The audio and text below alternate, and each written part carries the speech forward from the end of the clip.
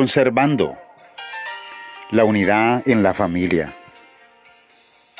La Biblia describe en el libro de Génesis, en el capítulo 35, dice que Dios le había dicho a Jacob que se levantara y fuera a Betel.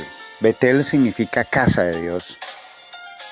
Y le dijo que se quedara allí y que hiciera un altar al Dios que se le había aparecido cuando huía de su hermano Esaú. Dice la Biblia que Jacob le dijo a su familia y a todos los que con él estaban que quitaran los dioses ajenos que había entre ellos, que se limpiaran y que mudaran sus vestidos. Y le dijo: levantémonos y subamos a Betel. Es decir, Jacob obedecía, estaba obedeciendo a las palabras de Dios. Y dice la Biblia que su familia, todos los que con él estaban, se despojaron de todos esos dioses ajenos y paganos. Todos esos dioses que había en poder de ellos, los zarcillos que estaban en sus orejas. Y Jacob los escondió debajo de una encina que estaba junto a Siquem. Y la Biblia dice que salieron. Y el terror de Dios estuvo sobre las ciudades que había en sus alrededores. Y no persiguieron a los hijos de Jacob.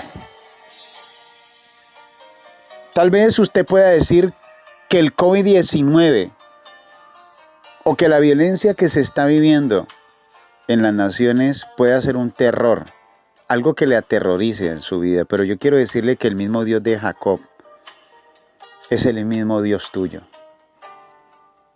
Si hay algo que necesitamos es conservar la unidad familiar. Lo primero que hizo Jacob es obedecer a la palabra o a las palabras que Dios le dio.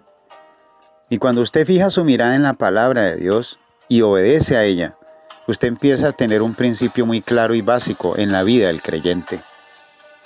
Lo segundo que hizo Jacob fue despojarse de lo malo. Despójate de todo lo malo. Invita a tu familia, a tu esposa, a tu esposo, a tus hijos, a renunciar a todo aquello que los está apartando de Dios, a renunciar a todo aquello que está alejándolos de los conceptos y de los planes específicos que Dios enmarca en su palabra. Despójese de la ira, de la contienda, de la disensión. Siga luchando. Si caíste, vuélvete a levantar. La Biblia dice 7 veces cae el justo, pero se vuelve a levantar. No creas que no vas a tropezar, porque es imposible que no hayan tropiezos, dice el Evangelio según Mateo. Siempre va a haber un tropiezo, y la palabra en griego significa escandalón, y escandalón es ofensa. Siempre alguien te va a ofender, o tal vez tú directa o indirectamente vas a ofender a un familiar. Pero quiero decirte algo, para eso vino Jesús, para limpiarnos de todo pecado y de toda maldad. Si has cometido una falla con tu papá, con tu mamá, si has cometido una falla con tus hijos, pídale perdón. Y si no, deja ir el dolor o la ofensa que te hayan hecho. Pero conserva la unidad en la familia, que es algo que está golpeando a causa del confinamiento, está golpeando a las familias. Hay algo tercero que hizo Jacob, y fue hacer un altar familiar. Reunirse en familia, en tu hogar, con tu esposa. Orar juntos es muy importante. Cuando tú te reúnes para orar, entonces comienzan a haber cambios, porque le estás diciendo a Dios, es como cuando presentas un altar de incienso, de oración al Señor, sube como un perfume grato, y Dios recibe ese olor grato en tu hogar, en tu familia, y entonces Dios envía su bendición, Dios envía su respaldo, Dios está atento para escuchar la oración. Comienza a hacer los paces con lo que están a su alrededor. Estos no son tiempos para vivir en conflictos y en peleas, pero si los hubieran, la Biblia dice: hijitos míos, estas cosas os escribo para que no pequéis. Y si alguno de vosotros hubiere pecado, abogado tenemos para con el Padre, Jesucristo el justo, el cual es la propiciación por nuestros pecados y por los de todo el mundo.